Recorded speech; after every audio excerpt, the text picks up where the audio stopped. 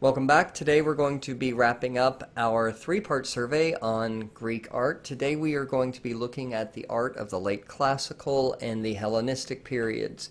So the late classical period, we're looking at the end here of the 5th century BCE. This is a period that is marked by a civil war known as the Peloponnesian War between the city-states of Athens and Sparta. So the kind of height of power, the height of influence and affluence that we saw in the early classical periods, all of those gains are starting to crumble as the Greek city-states sort of turn in on themselves.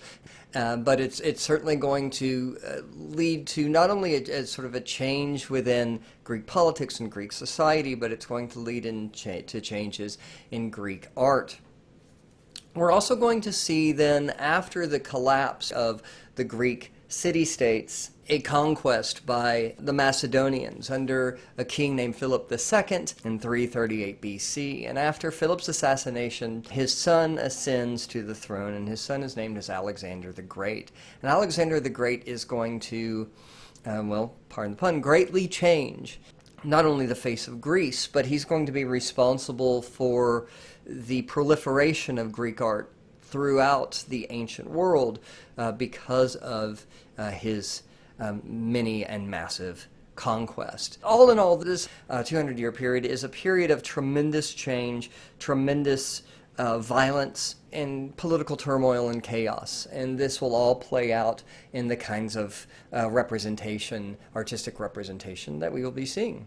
When we think of the classical period of the early and the high eras, we think of an art that is exemplified by a kind of calm, reasonable, rational sort of portrayal of the human figure, because we are looking at a Greek culture, especially the Athenians, who are prioritizing this concept of perfection, kind of a moral, a physical, and an intellectual perfection over everything else. So I think this is best represented in, of course, Polykleitos's Doryphorus or Spear Bearer, of which we only have a Roman marble copy remaining.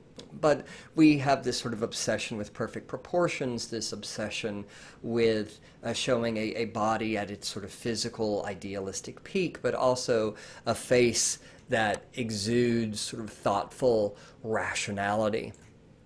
And in the late classical, we see a moving away from that.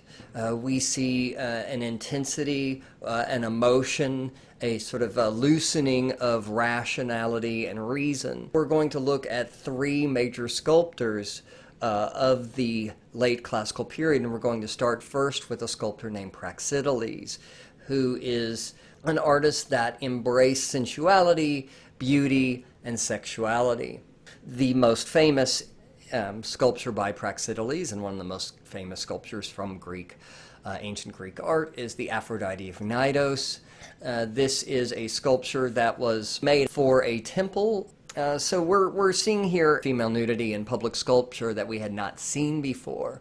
Now, there had been images of nude women in other Greek art, in the art of what we call the symposia, which were basically these kind of dinner and drinking parties where Greek men would gather and sort of hang out and discuss things and drink wine, and often cavort with people of the opposite sex and also sometimes each other. Some of that art is quite erotic, but it was not meant for public consumption, and there were certainly images of nude women.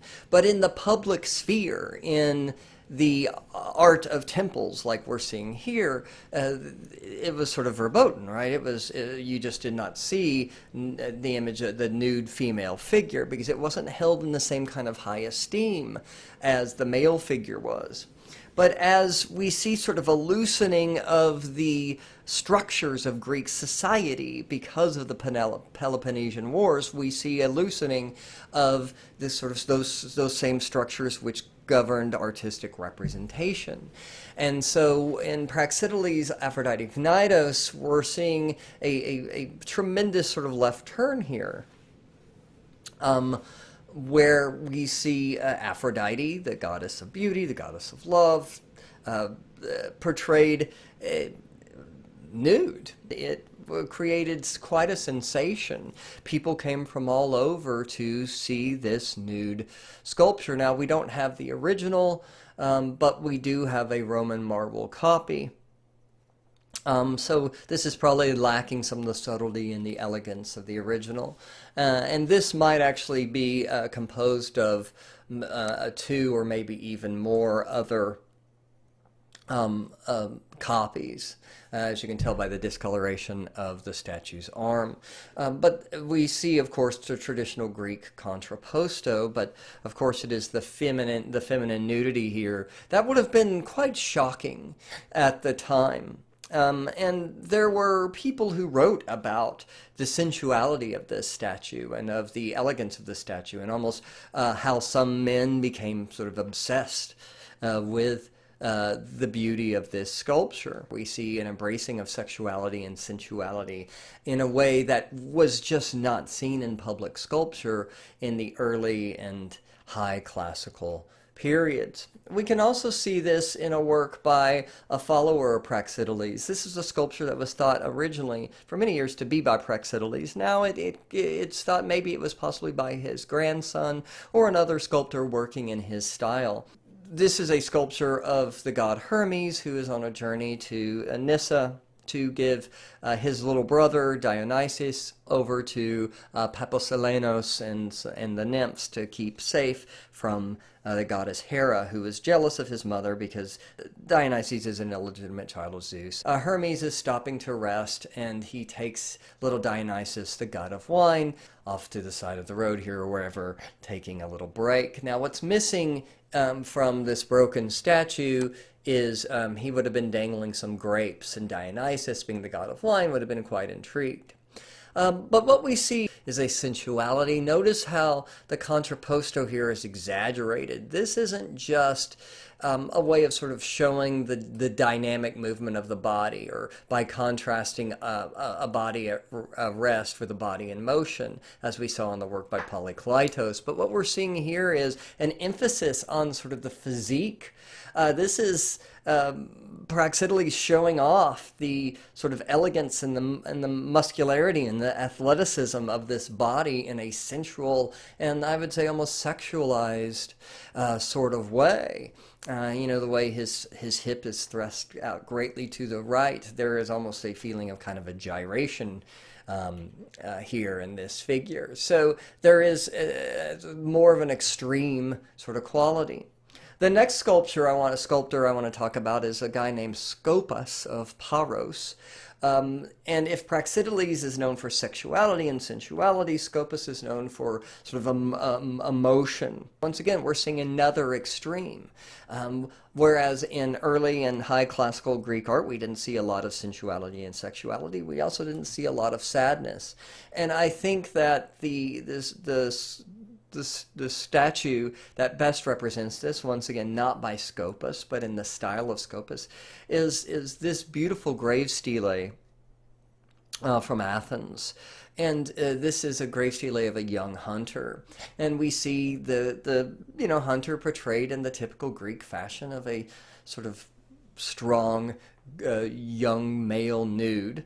But gone is that sort of thoughtful, rational face, and we see an image of extreme sorrow. We see on the right an image of the young man's father staring not quite at the young man, but really past him, as if he's looking into the great beyond. And then we see below him his dog. This man is a hunter, also showing sorrow and sadness. And then a son or a little brother, a relative here, deeply saddened, hugging his own knees, sort of collapsed in kind of a pool of sorrow. And then we see the young man himself, the man who is being mourned. And he is within this picture frame, but he is not part of it. Notice how he stares out towards us, the viewer, but he does not interact with either one of these figures, who are both sort of wrapped up in their own sense of loss. Instead, we see this man staring almost forlornly with a sense of sort of being removed from the world, because he is removed. He is dead. He is past the land of the living now, and never to return, and never to once again interact with those he loves. It's pretty heavy stuff, and there's a deep and rich sorrowfulness in this work of art that is once again missing from the earlier classical periods. The last of the big three I want to talk about is a guy named Lacipus of Sicyon, whose work you could probably sum up most with energy and intensity. And he sought out to sort of establish a new canon of proportions that were different from those established by Polykleitos in the high classical era. He was a favorite of Alexander the Great. In fact, he created a full nude bronze, which no longer exists, of Alexander. But his work is known for having a sense of energy and power.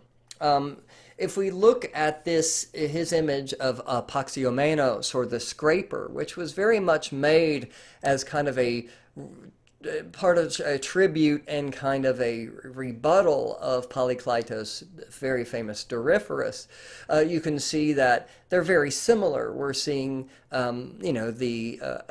basically an athlete standing in the contrapposto position. Here we have this scraper with his strigil. Athletes would coat themselves with oil, and then when they were done, they would take this scraper and they would scrape off the oil. They would remove it to clean themselves. And so that's what he is doing here. So we're both seeing an image of athleticism, but if you look at these figures, you can already notice there's some key differences. You'll notice that the proportions of Lacipus's figure is significantly longer and leaner and thinner and more unrealistic than Polykleitos's much more realistic image. In fact, if the classical sort of proportions are 7 heads tall, the late classical are about 8 heads tall. So it's very much a longer, leaner, sort of dynamic kind of figure that we're seeing here. And then also notice, once again, a kind of exaggerated, exuberant almost kind of contrapposto here, instead of this very sort of rational, staid kind of position. We see, well, a little bit of flair as he kind of jauntily kicks one leg out here. So there's a feeling of intensity, of energy, as if this guy, any moment, this great athlete is going to sort of throw down his scraper, and he's going to start on a full-on run. This is another work by Lacipus, and it also exudes energy, also a heft. Look at the muscles here of this Heracles. This was found in Rome. This was once in the baths of what were called the Baths of Caracalla, a very famous, massive sort of bath/gymnasium. And this would be an appropriate image, an image of the great sort of athletic strongman hero, Heracles, or Hercules, as the Romans would have known him. You can't see, but behind him he's holding the very famous golden apple of the Hesperides from one of his labors. And also to clue you in that we're looking at Heracles, you can see the skin of the Nemean lion, another reference to one of Heracles' feats.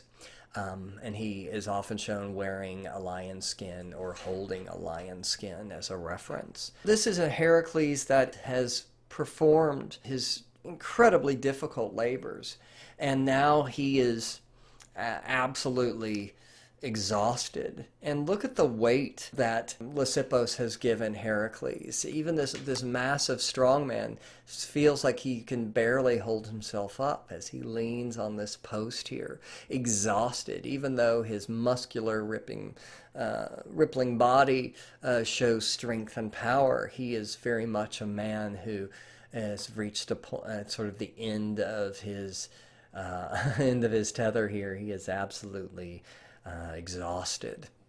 this isn't a man who is standing there sort of unaffected by his world, but this is a man very much showing a deeply stressed emotional state.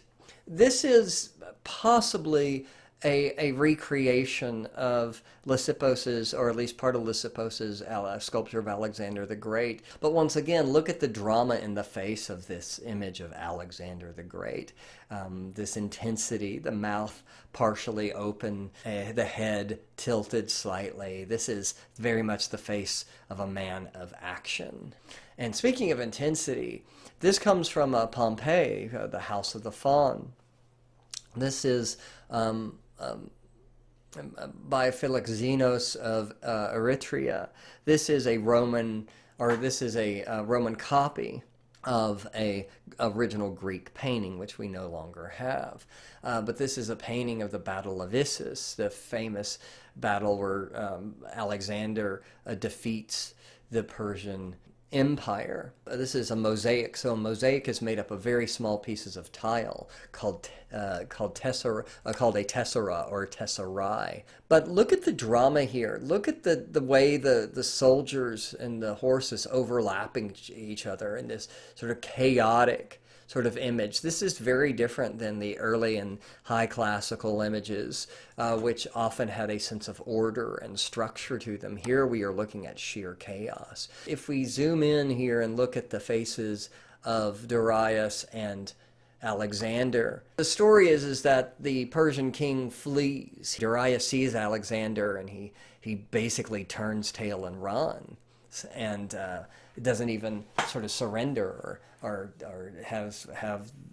dies with his men as a great leader would, but instead shows the traits of a coward.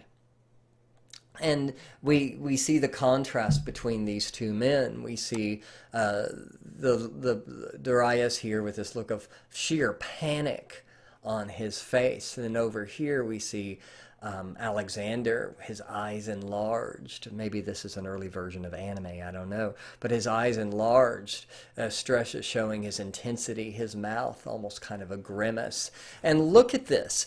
I love this moment. There's this chaos, this battle of spears and horses. There's this moment of connection as their eyes meet, as the Persian leader here almost loses control of his bodily functions, let's say, as he sees this intense stare of this young, heroic, powerful Macedonian leader just zeroing in on him across this battlefield. And the intensity is just, well, intense. In late classical architecture, we see the rise of the theater. Theaters were half-circular forms where plays were performed. Greek plays were performed as sort of morality plays that were part of religious festivals. And so this is sort of the great era of Aeschylus, Sophocles, Euripides, sort of the great dramatists of the period.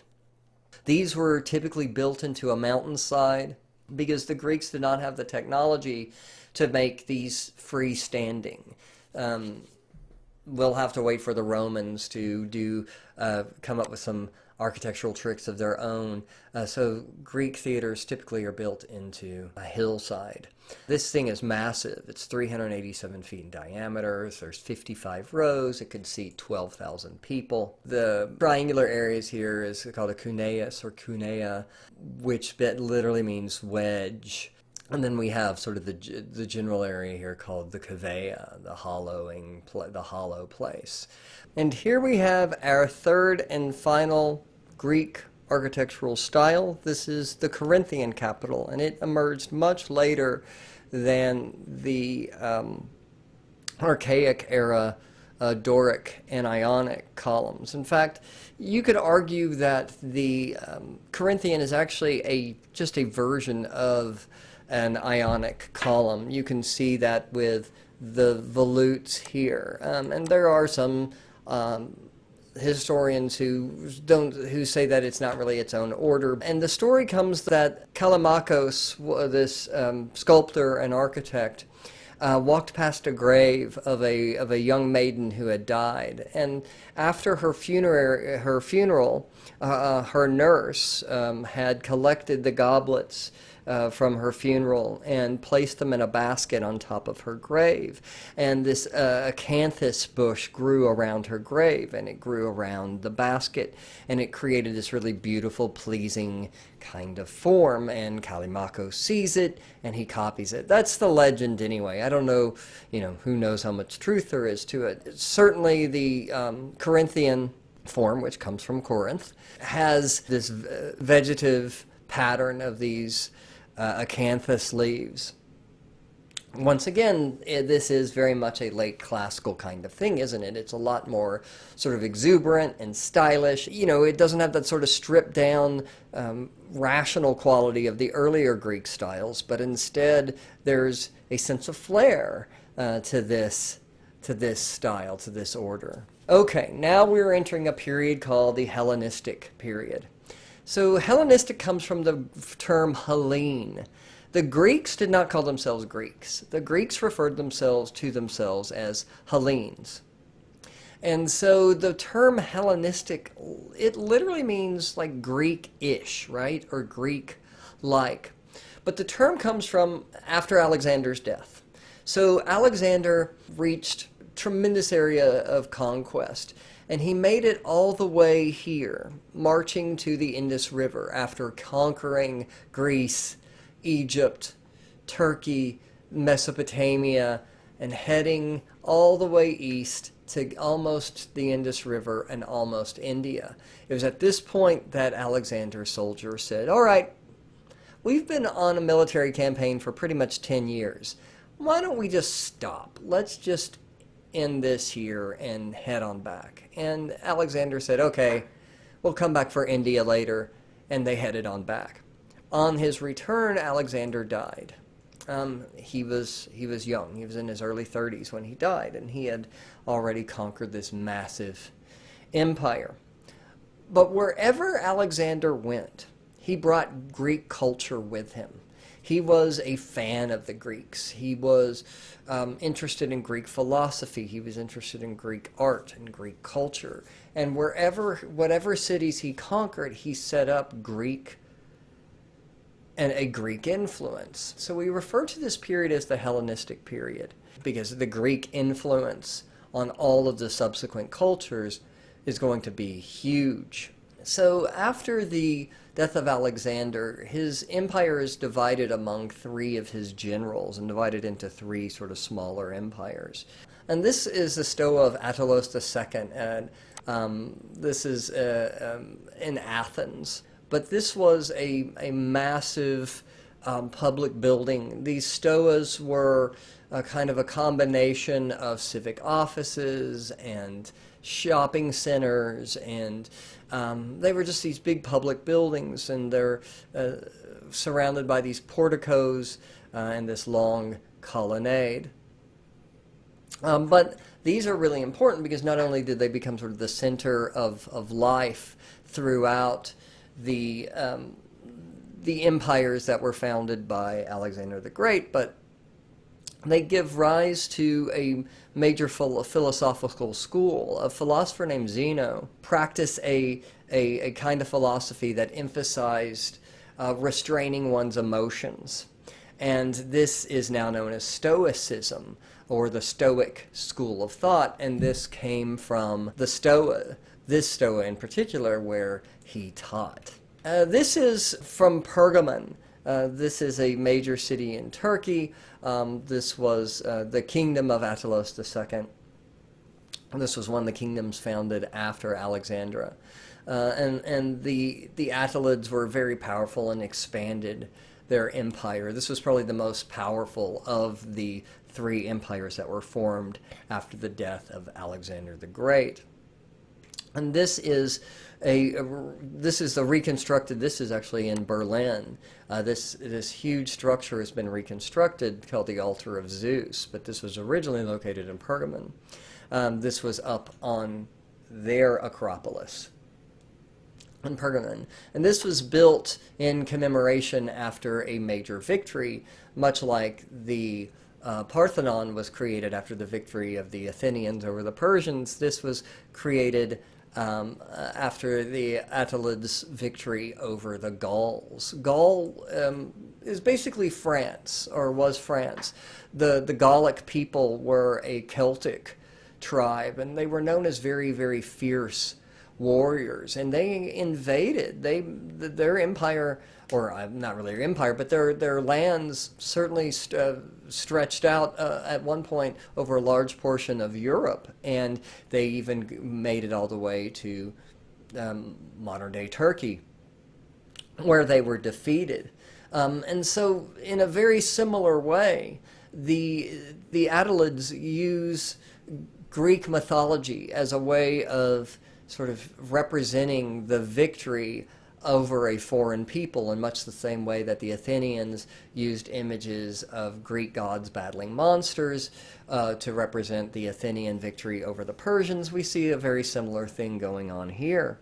So we see here Athena battling these giants. But notice how different the art is here. If late classical period sees an introduction of emotion and passion into art, in the Hellenistic period, emotion and passion and intensity are everything. And we can see that in the movement of the figures, the twisting and the turning of the bodies, the intertwining of the serpent around this figure here, the flapping of the wings.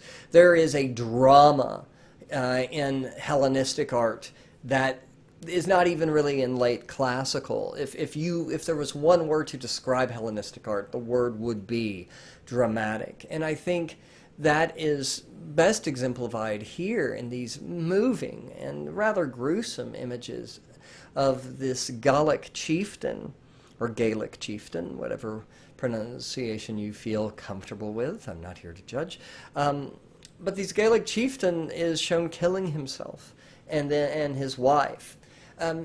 You almost get a feeling that even though these were sort of fierce warriors, that they were admired by the Attalids. For a shrine that was meant to show victory over would-be conquerors, they're shown with a lot of sympathy, and these Gallic people are shown as being rather sort of noble and fierce and strong. I think one of my favorite images is this image here of a dying Gaul. This is a Roman marble copy of a bronze original. And if you kind of think about the Temple of Aphia, where we saw a very similar image, here the drama is cranked up. The look of pain on the soldier's face here.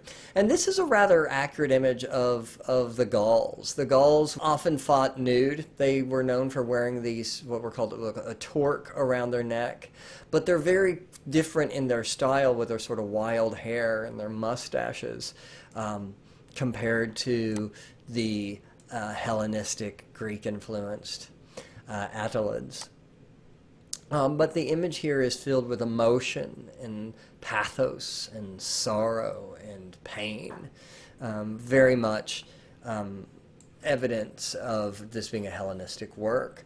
Another very famous Hellenistic work is an image of the Nike of Samothrace, made for the island of Samothrace, who had also celebrated a military victory. And in the story, the Nike, symbol of victory, flies down to the bow of the ship and crowns the captain with a laurel wreath. Now, today, if you go to the Louvre, you'll notice it's missing most of its parts. The arms and the head are gone. But look at the flowing drapery here. So this is, in many ways, similar to that Greek wet drapery technique we saw in the High Classical. There's a feeling that this whole statue is sort of moving as she flows downward, landing onto the bow of the ship with just sort of this extreme grace and beauty as the wind dramatically blows her garment as she takes this wreath and places it on the head of the captain of the ship. It's really, there's a sense of exuberance and drama and elegance here. The movement is the key. Everything is in motion.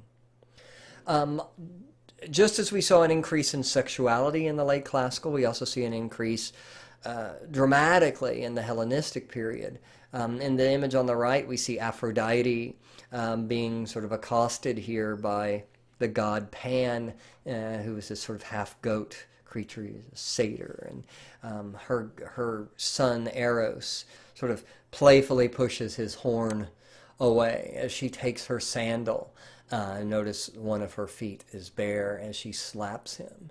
And if you compare this to the Aphrodite of Cnidos, which seems rather tame, here the sexuality is much more evident. And we can also see that in this, what is known as the Venus de Milo, but this famous version of Aphrodite by Alexandros of Antioch on the Meander, which is once again influenced by the Aphrodite of Cnidos.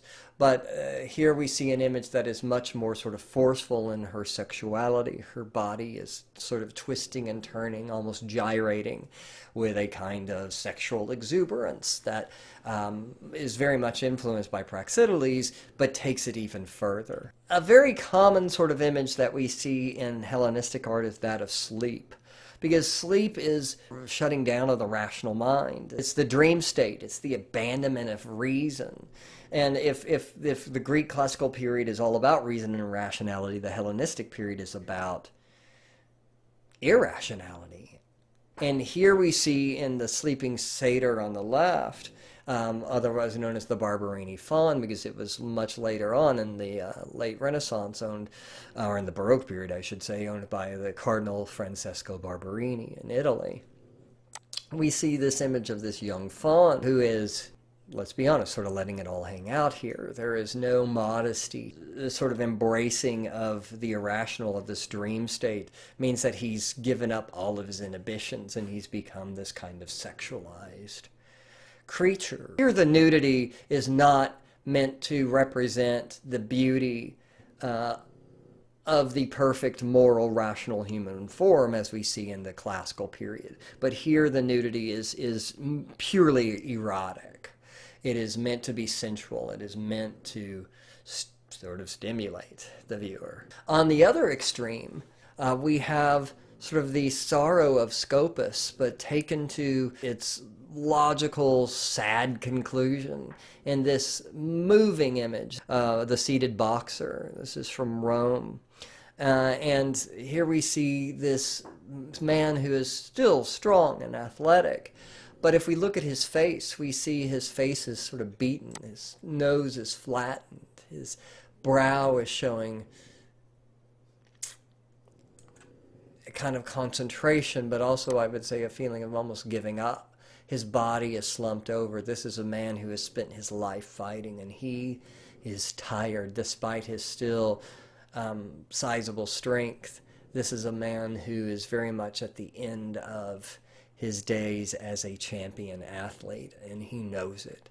You can see it in his body posture. You can feel it in the way he slumps over. Classical Greek art tends to focus on the young, where we are at our best, where we are at our most ideal. We see the sort of very extreme of old age, of ugliness, of insanity. We see this old market woman, basically a kind of a Hellenistic bag lady wandering through a market, so unaware of her own surroundings that her breast falls out of her garment, carrying a barrel of wine as she staggers and stammers and talks to herself, lost in her own insanity. It's a statue that creates a sense of deep sympathy and empathy from the viewer and of pity.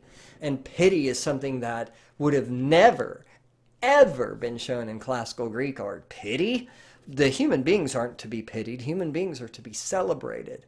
But here we see that Greek, the opposite of the Greek classical ideal. We see frailty and not a sound mind, but an unsound mind, an unsound body, wreaked by disease, wrecked by alcoholism, wrecked by insanity. And then we have the most Hellenistic sculpture of all the Hellenistic sculptures, the Loachawan, a story that comes from the fall of Troy, the story that's from Virgil's Aeneid, which is a retelling of Homer's Trojan story. The Romans, of course, have been fooled by the Greeks and by the Greek hero Odysseus to accept the Greek surrender, which is, of course, a ruse, a trick. And the Greeks have left a parting gift in the form of a Trojan horse, which, hiding inside, is Odysseus and his men. And the Trojans, after decades of battle, I think are willing to believe anything, even this obvious lie by the Greeks, that they have surrendered, and they take in the Trojan horse into the walls of Troy. And this man, Loachawan, warns the king of Troy that it's probably a trap, that the Greeks are not to be trusted. But the Trojans, who are so ready to embrace victory, to embrace the end of this war, reject Loachawan's warnings. Loachawan is heartbroken by this because he knows something bad is going to happen. And he tries to warn the king until he's hoarse. And eventually he realizes the king will not listen, and so he and his children escape. And of course, the worst thing that can happen happens. The Trojans celebrate their quote-unquote victory during the night after their revelry, after they're all drunk and sleeping off their celebration. Odysseus and his men emerge from the horse, open the gates to Troy, and the entire Greek army come in, slaughtering the citizens of Troy, man, woman, child, and setting the city alight. From a distance, Loachawan sees the blaze consuming his home, feels the deep sorrow, feels a bitterness that if only his fellow Trojans would have listened to them, they would have all survived. But yet he has at least the small solace that his family survived, that his sons have survived. But then the Greek god Poseidon arrives, and Poseidon is not happy because Poseidon was on the side of the Greeks, and Poseidon is upset that Loachawan almost ruined his plans. And he takes Loachawan and his children, and he opens up a hole in the ocean, revealing an ancient and powerful and evil sea serpent, and throws Loachawan and his children into the mouth of this horrible creature. And in the midst of this tragedy, the artist Athenodorus, Hagasandorus, and Polydorus of Rhodes created one of the great works of art, a work of art that was found in a Roman palace, buried until it was unearthed in 1506, where the great artist Michelangelo saw it and basically said, I know nothing about art. I must relearn everything. This sculpture embodies the aesthetics of the Hellenistic in its movement, in its drama. It is also a sculpture that is meant to be seen from multiple angles, from the back and the sides as well as the front, unlike most classical Greek sculpture, which is meant to mostly be seen from the frontal view. To understand fully Hellenistic sculpture, and especially the Loachawan and his sons, you have to see it from all angles, to see the twisting sea serpents surrounding, ensnaring, and Loachawan and his sons, to see their bodies move and writhe and twist and turn, their muscles bulging against their own flesh as they fight for their very lives, and yet their face reveal what they know and we know, that they will not escape, that tragedy is imminent, that it will be painful and horrific, and their death will be the only end to this horrific situation. It is moving, and it is tragic, and it is emotional, and it is filled with dynamism and twisting and turning forms, and meant to be experienced as a holistic work of art from all sides. And it embodies what Hellenism is about. And it is where we will end a very long chapter on Greek art and its influence. See you in the next chapter, everybody.